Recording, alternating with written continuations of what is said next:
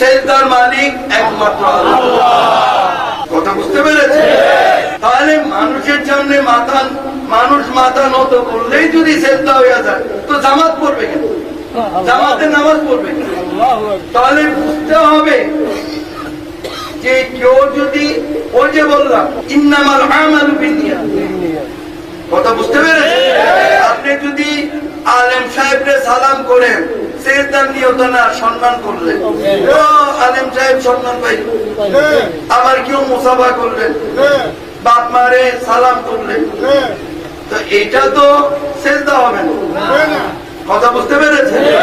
আমি সেজদা সম্পর্কে অন্য সময় আরো বিস্তারিত বুঝাবো, আমি অল্পের কথার মধ্যে বুঝিয়ে দিচ্ছি, শুনেন।